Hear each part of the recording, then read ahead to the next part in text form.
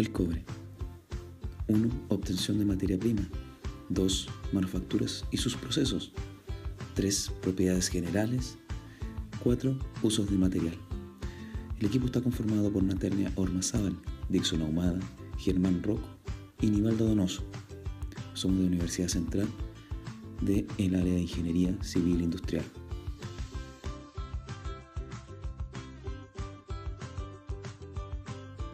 Obtención del cobre.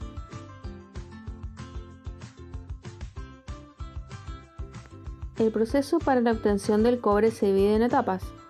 Comienza con la geología o planificación, en donde se realizan sondeos, mediciones y se toman muestras representativas que son analizadas para posteriormente realizar la extracción del material.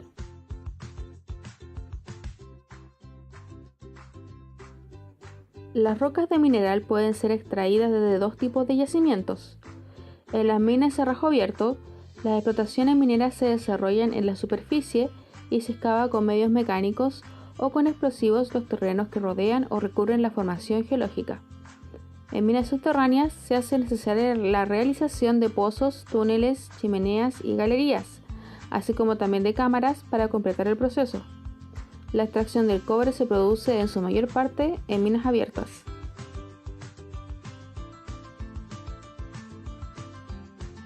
En minas de rojo abierto se perfora el macizo rocoso y se deposita en su interior explosivos que se detonan para producir la fragmentación de la roca a un tamaño adecuado, para cargarla en los camiones CAEX que transportan el mineral hacia los chancadores, en donde se reduce el tamaño de los fragmentos más grandes hasta obtener tamaños uniformes de aproximadamente 7 pulgadas para su envío a molienda.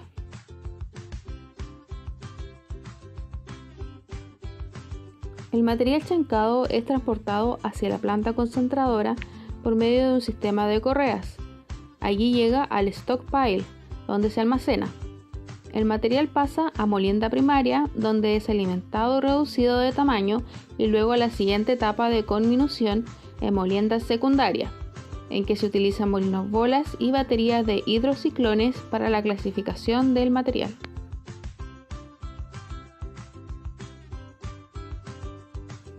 El material de sobretamaño de descarga de los molinos SAG o primarios es reducido a la planta de gravillas y pebbles para su posterior retorno al proceso.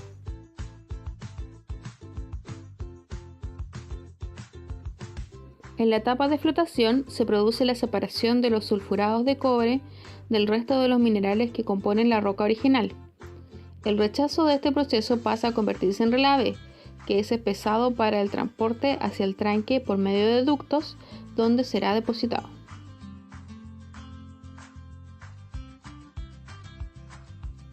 Durante la flotación, al mineral de cobre sulfurado se le agrega agua y reactivos, como espumantes para producir burbujas resistentes, colectores que impregnan las partículas de sulfuro de cobre y de molibdeno para que se separen del agua y se peguen a las burbujas, depresantes para evitar la recolección de minerales sulfuro que no tienen cobre y cal, para estabilizar la acidez de la mezcla en un valor de pH determinado. En las celdas de flotación se hace burbujear aire comprimido y se mantiene la mezcla en constante agitación. Producto de esta acción, las burbujas arrastran a la superficie el mineral que se convertirá en concentrado de cobre.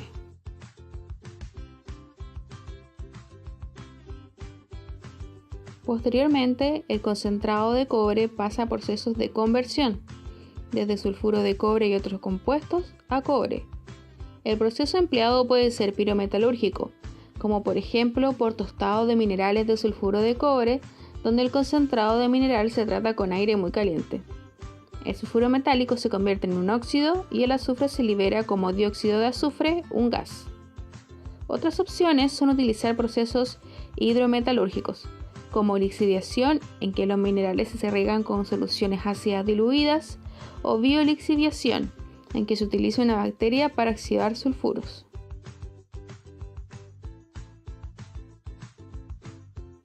La purificación final del cobre se realiza por electrólisis. En las celdas electrolíticas se ubican alternadamente un cátodo de acero inoxidable y un ánodo inerte. Se hace pasar una corriente eléctrica por una solución de ácido sulfúrico y agua. El ion sulfato de la solución comienza a atacar al ánodo de cobre formando una solución de sulfato de cobre denominada electrolito.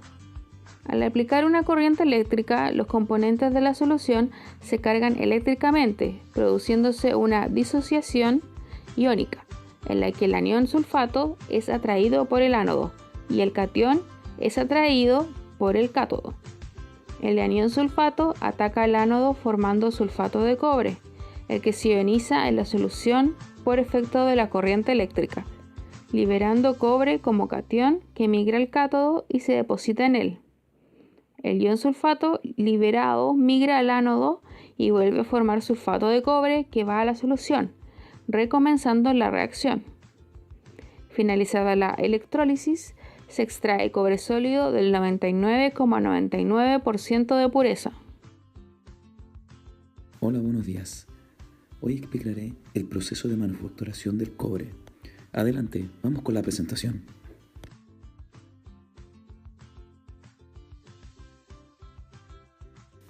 Marco histórico de la manufactura del cobre.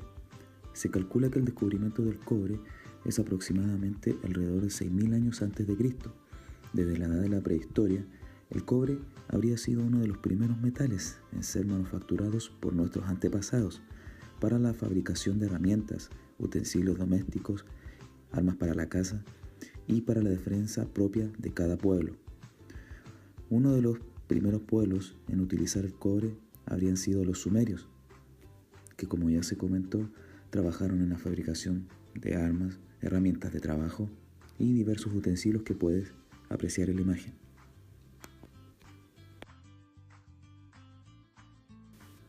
Luego, en la Edad Media, se usó para fabricar principalmente piezas bélicas, tales como hachas, espadas, cascos y corazas, y como se puede apreciar en la imagen, son elementos dedicados a la caza y para la guerra. Manufactura del cobre en la actualidad.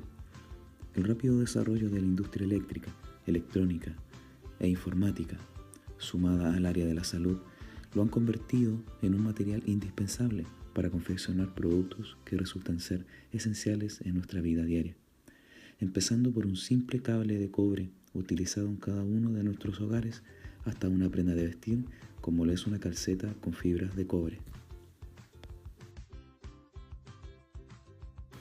Por nombrar un ejemplo, hoy en día una casa moderna requiere cerca de unos 200 kilos de cobre, prácticamente el doble de lo que se usaba en los años 70, pues posee más baños, más aparatos eléctricos, más teléfonos y más computadores, con elementos indispensables como tuberías, cableados, entre otros. Dentro de un estudio realizado por el Instituto Europeo del Cobre en el año 2012, podemos apreciar en este gráfico que el mayor uso del cobre se centra en el área de la electricidad y la energía, con un 58%. Luego tenemos una utilización de un 26% en el área de la construcción, siguiendo un 10% de uso en el área de la ingeniería y culminando con un 6% entre transporte y otras áreas. La manufactura del cobre con mirada científica y analítica. Para comprender el uso del cobre y su manufactura, debemos entender primeramente que el cobre es un metal de poca dureza y de gran ductilidad, por lo que resulta difícil lograr la fabricación de piezas de alta resistencia mecánica, pero a su vez puede soportar grandes deformaciones plásticas, sin menospreciar su gran poder conductor. Y es aquí que gracias a estos dos factores podemos explicar su gran importancia en la industria eléctrica. Un claro ejemplo de su gran deformación es proyectar simplemente un cable de cobre, de cualquier diámetro, donde tú podrás visualizar un blando movimiento en comparación a otros metales. Dentro de la manufactura del cobre debemos mencionar un importante concepto, como lo es el aleante. Sin duda los aleantes para el cobre son de sumo beneficio para su manufactura, tanto en el concepto económico como la calidad propia del metal. En otras palabras, otros átomos metálicos como el estaño, al aliarse con un átomo de cobre, forman un metal de características muy superiores a las mencionadas por cada elemento por separado, y es aquí donde su universo de manufactura aumenta considerablemente. Como por ejemplo, el cobre al aliarse con el estaño se pueden fabricar engranajes, un hecho impensado solamente mencionando el cobre o el estaño por sí solo. Y es aquí también donde volvemos a la prehistoria, donde podemos mencionar el bronce como el primer elemento aliado de entre un metal y otro. Y es aquí donde también el cobre junto al estaño escribieron un nuevo periodo de la historia, como se denomina también la Edad del Bronce, ya que fue la primera aleación de gran importancia obtenida por el hombre hasta ese momento.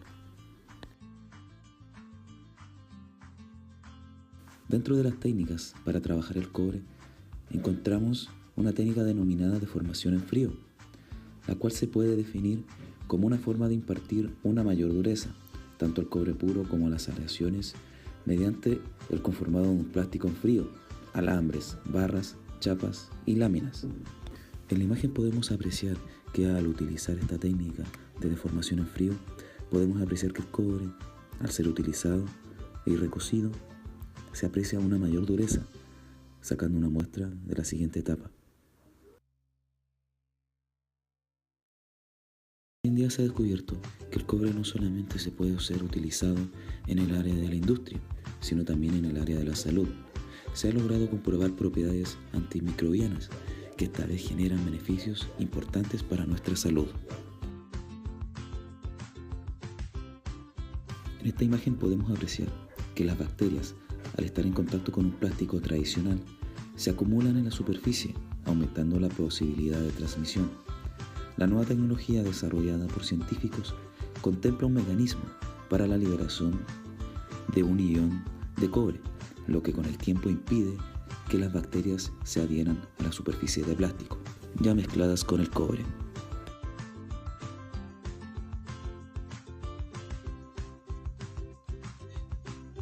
Propiedades atómicas del cobre. Nombre: cobre. Símbolo: Cu. Número atómico: 29. Grupo del sistema periódico: número 11. Valencias y estados de oxidación: positivo 1, positivo 2. Electronegatividad, es decir, capacidad de atraer electrones de otros átomos, de 1,9. Radio atómico: 1,28 Armstrong. Radio covalente: 1,38 Armstrong. Estructura cristalina: FCC, es decir, cúbica centrada en la escara. Y masa atómica de 63,54 gramos mol.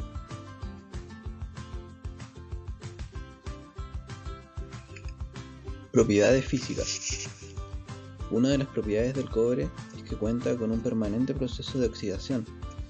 Esto es, que en presencia de oxígeno tiene la capacidad de formar en su superficie una capa protectora de óxido y sulfato de cobre, llamada pátina, que es completamente lisa e insoluble en agua, protegiendo al metal del medio que lo rodea, en este caso es el aire. Cuenta con una resistencia a la tracción de 210 megapascal, lo que en definitiva lo hace más resistente que el aluminio, su principal competidor en cuanto de líneas eléctricas se tratase. Es dúctil y maleable. Tiene un límite elástico de 33,3 megapascal, que se traduce en una mayor capacidad de deformación elástica. En comparación con el acero, por ejemplo, resulta casi 2 veces más elástico. Esto permite producir hilos y láminas muy delgadas dentro de su manufactura. Excelente conductividad eléctrica. Esta es una de las principales razones de selectividad del cobre, el cual es capaz de presentar una ínfima cantidad de resistencia eléctrica, lo que permite un gran flujo de electrones a su paso y en consecuencia conducir bien la corriente eléctrica. También es un buen conductor térmico. Esta característica está generalmente acompañada a los buenos conductores eléctricos. Sus usos derivan mayormente de la proporción de estas dos condiciones. Siguiendo las propiedades físicas del cobre, existen una cantidad particular de posibles aleaciones del cobre con otros materiales. De allí que forman un punto crítico en la manufactura y sus usos. Dentro de estas aleaciones hay 3 ejemplos elementales: primero es que aliado con estaño genera bronce. Este bronce puede ser bronce binario o bronce complejo, que de acuerdo al porcentaje de cada mineral, es decir, cada porcentaje de cobre o cada porcentaje de estaño, puede incidir principalmente en la resistencia mecánica y en la conductividad térmica del material. La segunda aleación dice que aliado con zinc genera latón para mejorar su fusibilidad y capacidad de conformación por fundición. El tercer ejemplo dice que aliado simultáneamente con níquel y zinc genera alpaca, donde sus propiedades varían en forma continua en función de la proporción de estos elementos en su composición, pasando de máximos de dureza a mínimos de conductividad. Esta aleación tiene la propiedad de rechazar los organismos marinos, es por eso que suelen ser utilizadas en la corteza física de los barcos o naves afines.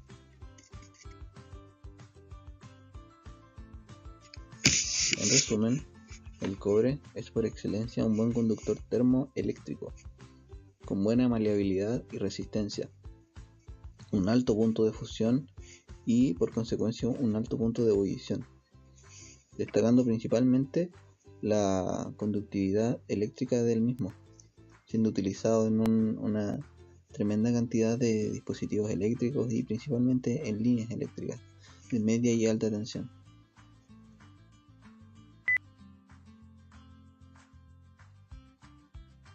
A continuación vamos a hablar sobre los tipos de uso del cobre.